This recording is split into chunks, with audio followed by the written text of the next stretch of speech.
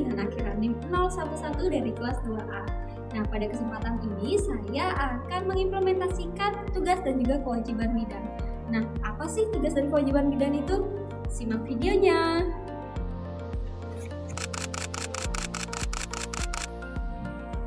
Bidan merupakan tenaga kesehatan yang memberikan pelayanan langsung kepada pasien, khususnya dalam pelayanan ibu dan anak. Nah, kebidanan mencakup seluruh keterlibatan bidan dalam pemberian pelayanan kepada wanita sebelum, pada saat hamil, bersalin, nifas, bayi baru lahir, bayi, balita, dan juga anak sekolah. Hal ini juga mencakup dalam kesehatan reproduksi dan juga keluarga berencana bagi perempuan tergantung pada peran dan juga otoritasnya.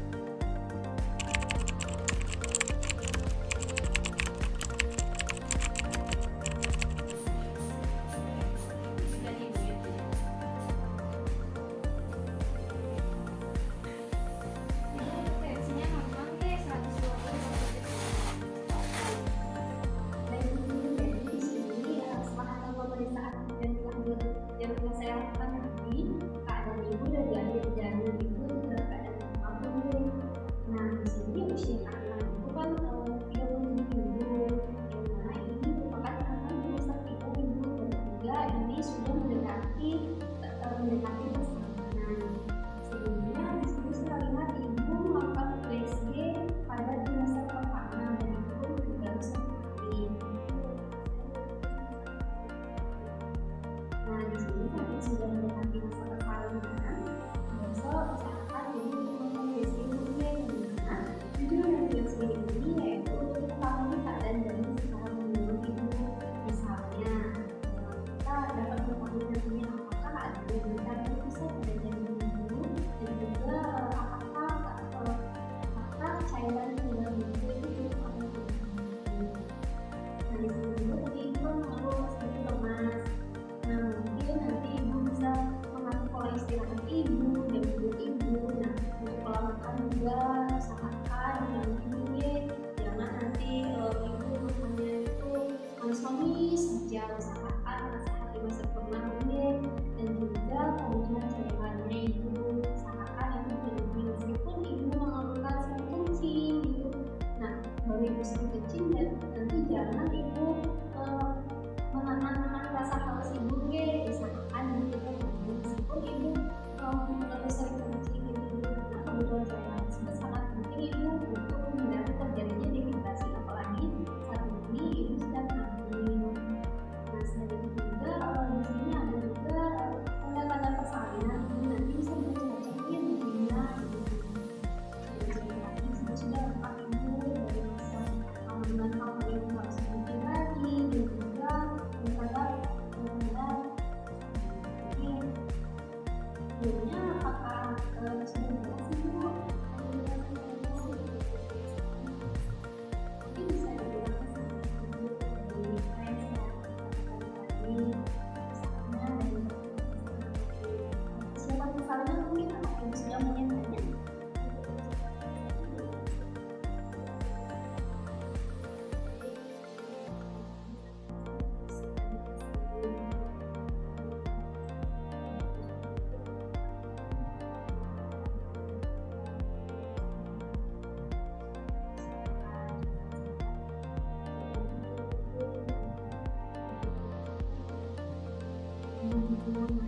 Ini ibu bisa lakukan kunjungan pulang 2 minggu kemudian ataupun ketika ibu mengalami keluhan meskipun belum menjalani.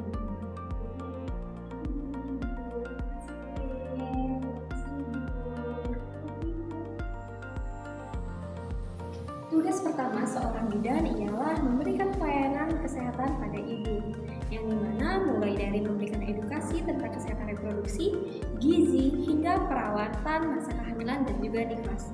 Yang dimana bidan juga melakukan pemeriksaan antenatal care atau ANC, memantau perkembangan kehamilan, serta membantu ibu dalam persalinan yang aman dan juga lancar.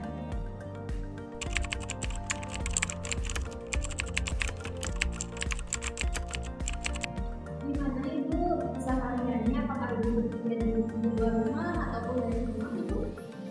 Saya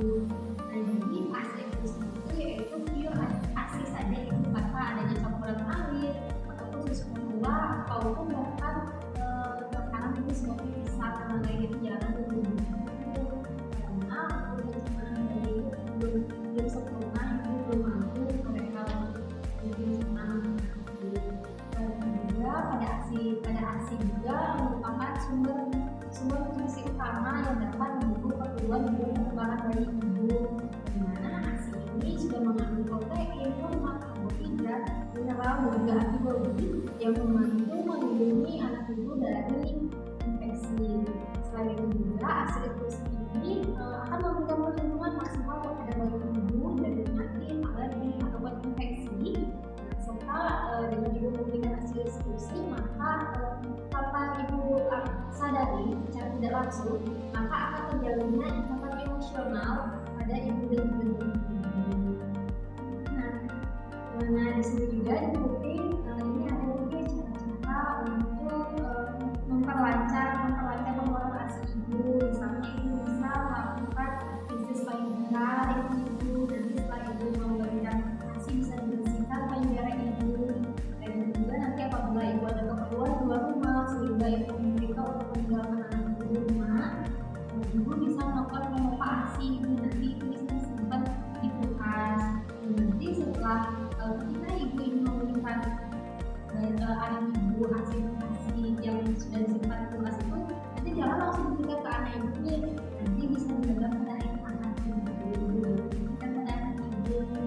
Nanti ibu sudah besar, nanti bagaimana cara menyimpan ASI yang benar.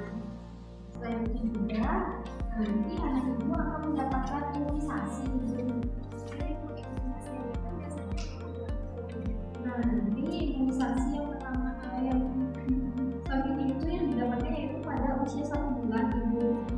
Ya, 1 bulan. Pada usia 1 bulan ini nanti anak ibu akan mendapatkan imunisasi BCG dan juga pemeriksaan rutin.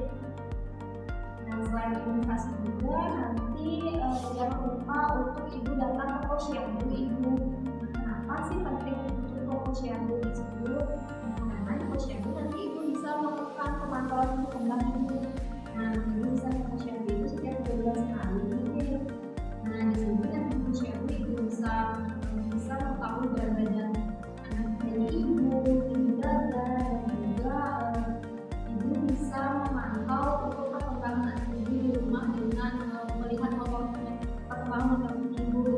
Misalkan ibu mulai dari ibu menggenggamkan tangannya, mengepalkan tangannya, ataupun menyebutkan mama atau ibu. Gimana ibu apakah sudah paham dari penjelasan saya?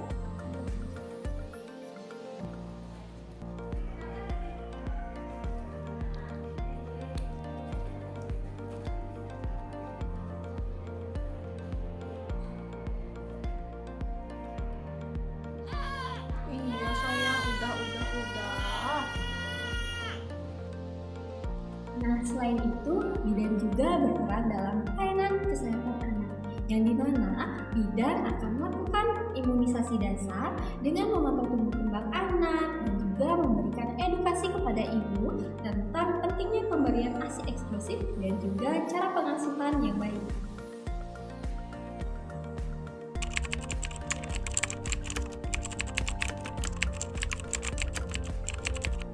Nah, di sini bidan juga memiliki peran penting loh dalam kesehatan reproduksi perempuan dan juga keluarga berencana. Nah, kira-kira apa sih peran pentingnya itu? Nah, jadi peran bidan dalam kesehatan reproduksi perempuan dan juga keluarga berencana itu yang pertama yaitu memberikan informasi tentang kesehatan organ reproduksi. Yang kedua yaitu melakukan pemeriksaan rutin untuk deteksi dini masalah kesehatan. Dan yang ketiga yaitu membantu pasangan dalam memilih kontrasepsi yang tepat.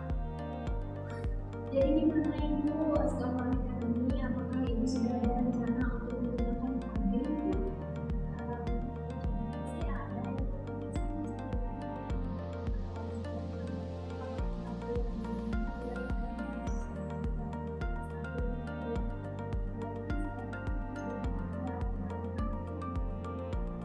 sebelumnya berarti ibu belum memiliki riwayat penggunaan KB. Jadi ini sih ibu sebenarnya ada beberapa metode kontrasepsi yang KB. Jadi yang pertama ibu dengan menggunakan pil ibu. Nah, tapi jika ibu meminum pil ibu KB ini, nanti ibu harus meminum itu setiap hari ibu dan juga dengan waktu yang sama. Apabila ibu lupa meminum pil tersebut, maka kemungkinan besar akan terjadinya kehamilan ibu. Lalu yang kedua yaitu ada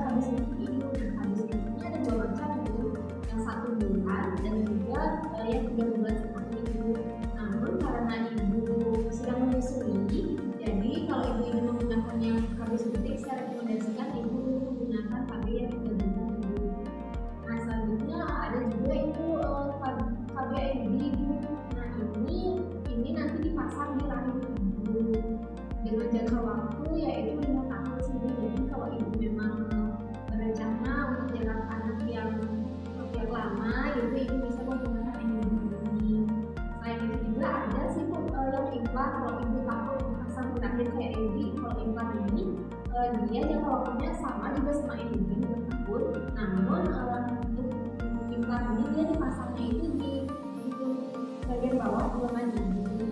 Jangka waktunya sama sih Bu, kayak gitu.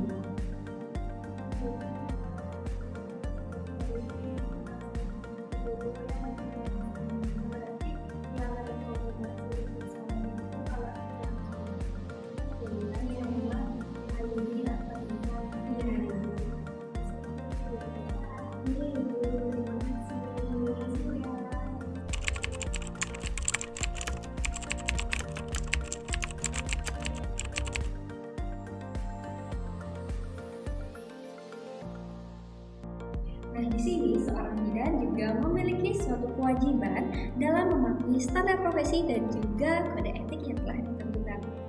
Yang dimana seorang bidan harus bekerja secara profesional dalam memberikan pelayanan yang sama tanpa membeda-bedakan status sosial dan juga ekonomi pasien.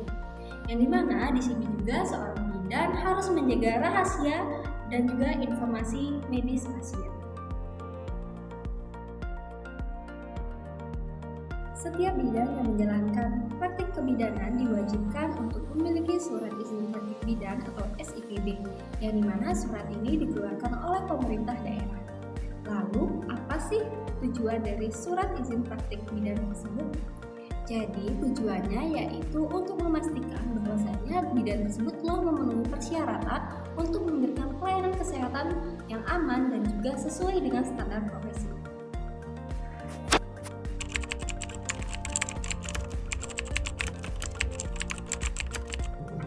Sebagai seorang bidan, kita juga perlu mengikuti pelatihan dan juga pendidikan yang berkelanjutan, yang dimana tujuannya yaitu untuk meningkatkan kompetensi kita sebagai seorang bidan. Nah, dengan mengikuti pelatihan dan juga pendidikan berkelanjutan, maka kita akan mendapatkan informasi mengenai pelayanan yang lebih up to date sesuai dengan perkembangan teknologi dan juga ilmu pengetahuan. Baik, terima kasih kepada pembawa acara yang sangat luar biasa sekali, Bu Retna. Ya, mohon perhatian ibu-ibu semuanya bahwa webinar akan segera kita mulai. Untuk menjaga ketertiban, kami mohon kepada peserta untuk menonaktifkan mikrofonnya dan tetap menyalakan video selama acara berlangsung.